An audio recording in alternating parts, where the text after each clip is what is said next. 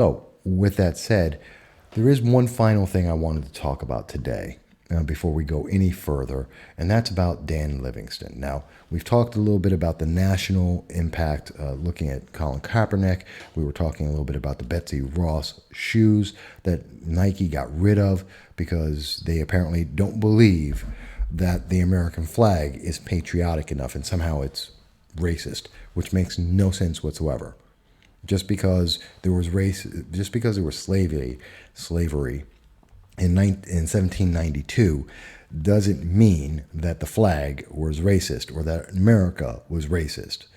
That doesn't compare. I mean, that doesn't mean that America is racist today because there is slavery in Africa at this moment. It doesn't make African nations necessarily racist, does it? I don't think so. But that's, a very unique viewpoint that the far left, that political progressive leaders of tomorrow, that Citizen Action, the Indivisible New York, that's the fringe left, are looking for a way to get the emotions going. And one of their representatives is a Councilman Dan Livingston. We've spoken about him before. We've been following him for quite some time. Matter of fact, it was back in January 10th of 2019, the beginning of this year, when we released the article, Councilman Livingston's Day 1 Ethics Violations. Mr. Livingston is a local city councilman for the city of Binghamton, and he's been involved in nothing but scandals, ethical violations over and over and over again since the very moment he got sworn in. Besides the fact that Mr. Livingston does not actually swear in, he doesn't pledge the allegiance, he doesn't speak the words of the Pledge of Allegiance. All he does is that he just stands there. Now, that's a personal preference. Some people do that, some people don't. That's fine.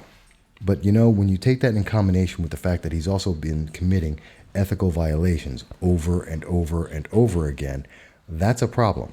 That's a big problem. And when I say he's committing ethical violations, we've seen him violate people's privacy with videos. He has no controls over him.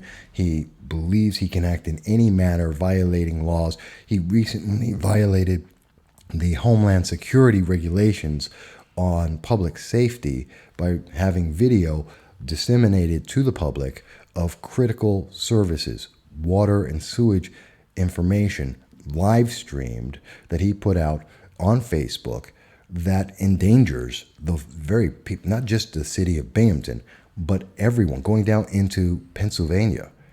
Throughout several hundreds of thousands of people who are affected potentially by someone, terrorist or someone with nefarious intentions, could be affected by his actions.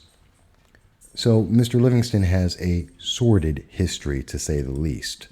And as I said, we started our coverage on him, following him from actually before January, when he had violated ethics and usurped the power of city council before he even got sworn in. But then we saw him continue. And we brought this up at the city council, and we've also brought it up in person. But no, the thing that's most recent is that Mr. Livingston has been complicit in spreading misinformation amongst the public. He's been going out there and spreading information he's spreading third-hand information.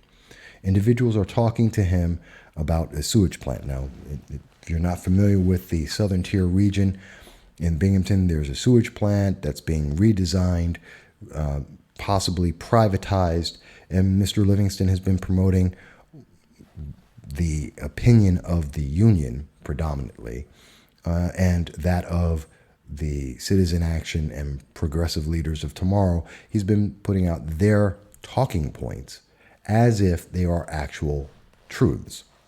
His excuse is, well, he's just reposting information, and that he's had conversations with staff at the facility, and this means that it's all credible, except he has actually never spoken to anyone actually responsible for any of the stewardship and control at the sewage plant.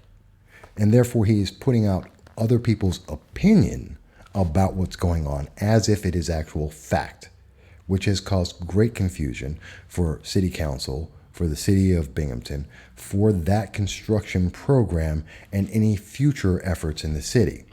And that has delayed action that could cost the city money because of his delays. And this is not conjecture. This is not me just saying, well, this is what I think. This actually came out on July 1st, City Council meeting, from actually a video done by Dan Livingston himself, where he had the entire City Council collected, and we saw that the actual members of the City Council, the individuals involved in the sewage plant, actually rebuked him for putting out misinformation, for lying to the public, for promoting untruth and causing problems for everyone. And at this moment, in our video, which is titled July 1st, 2019, City Council Work Session, and I'll show you that in just one second so you can see it. Now, you can go on YouTube, you can see this. I've teed up the moment at 25 minutes into the meeting where the mayor of Binghamton, Mr. Rich David, is rebuking Mr. Livingston, and I'll let you hear what he has to say. This is a major project that's going on here. It is, a $250 million project. Not to mention that we haven't heard a peep of most of any of these things until after the concept of discussing a public-private partnership emerged. So, from my standpoint moving forward, there is a significant amount of misinformation that's coming out there. It's originating, I would say most of it, we're not going to speak in absolutes, a lot of it is being channeled through Councilman Livingston. And moving forward, I just think we need to have a plan on how we're going to respond to this. Either you're going to become more responsible with your statements, or we are going to just have to spend time doing this every couple weeks. And so how are you going to handle the misinformation you've put out there already? Are you going to put this response on all of your social media pages? I don't think it's fair to characterize it as misinformation. This information is coming from the operators of our plant, the paid professionals who have been operating this facility for, some of them for decades. And so to say that I haven't been talking to anybody is also a mischaracterization. I've been speaking with our staff, and I believe that who are not involved in the construction project of the plant. I mean, do you think that that's the best way to proceed? And that you're entitled to your own opinion, but I mean, what is your response to their response? I mean, they are professional engineers that the city of Binghamton has hired to manage this project, and they're basically saying everything you're saying is not true, and they're providing photos and documentation. A picture is worth 1,000 words. It's clear that the photos you posted or shared and commented on are grossly inaccurate and don't paint the entire story. All right, folks. So I just want to be clear. This is what we're getting. So when Dan Livingston was elected, he said he wanted to be transparent, that he wanted to speak for the people. And then he went out and he usurped the power of City of Binghamton and the power of the City Council of Binghamton by putting out Facebook pages and social media pages as if he had authorization so that he could make statements that were not authorized. So basically, it's an act of fraud, and it is an ethical violation. He did that in November. Then we see in January, he decided on his own to tape secret recordings, videos of members of City Council without notifying them that he was recording them. And yes, you can record meetings, but you need to let people know they're being recorded, and that there should be some oversight by any governmental group or anyone to be able to say, okay, you have legally followed the law, you've followed the letter of the law on what can be put public and not including information that isn't legal, which therefore could put the city of Binghamton under lawsuit for that, as well as being personally liable to Dan Livingston. And now that brings us, then he goes out and violates Homeland Security regulations and endangers the public. And now here he is. We're seeing, and the two people speaking in that were Dan Livingston and Mayor David. Mayor David starting it, and he's sitting at the table in the suit. But what we see very clearly is Mr. Livingston has no concern about the fact that he has put out misinformation. He's been factually documented, proven wrong. That the information he is telling the public, the information he is trying to influence the public with, is factually wrong. It's not even a question. It is factually wrong. It is in this interview we find out that he has never spoken to anyone with actual first-hand knowledge or is in charge of the sewage plant that he is speaking about and that he is putting out misinformation about. I don't understand this. How long do the people have to suffer with an individual who abuses the law, who violates the law, who endangers the public, and now is continuing to misinform the public willfully and has no intention of ever telling it? You want to talk about transparency? Mr. Livingston, in being directly asked by the mayor of Binghamton, Richard David, being asked, how are you going to inform the public about the misinformation you have provided, about posts that you have had to remove because you have legally you've created violations of law and had to be removed, and Mr. Transparency, Dan Livingston, doesn't tell the public a word. He just removes posts, he just changes his answers, but he doesn't tell the public why. He doesn't inform them that he was factually wrong. He doesn't tell people that he's spreading misinformation, that this is third-hand information from individuals who don't know what they're talking about, and that he has not bothered to do his due diligence to find out from the people actually involved, the engineers, the planning board, members of the city council and the board, that he has not bothered to ask any of them a single question. You don't have to believe me. It's on video. It's the video done by Mr. Livingston himself. It's his video, unedited, that says it all right there. You can start at minute 25 and go to minute 26. I believe that's the most important parts, but you can watch the whole thing. And it's very clear. This is not how you serve the public.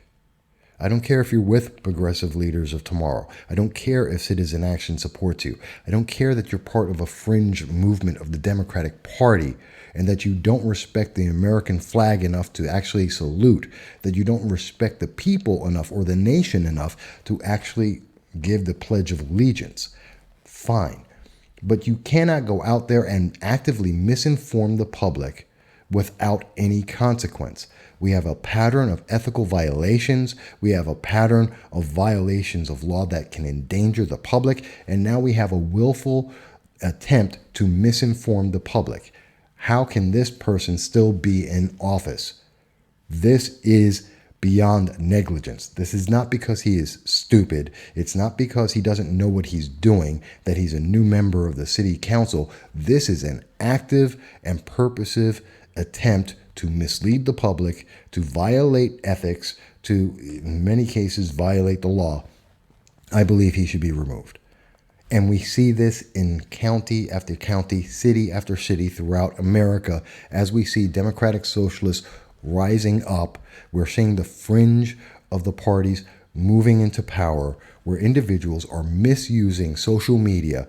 They are misrepresenting their positions. They have no idea what the laws are, and they are actively endangering people's lives because they just do something because they want to, regardless of the consequences that others have to suffer for it.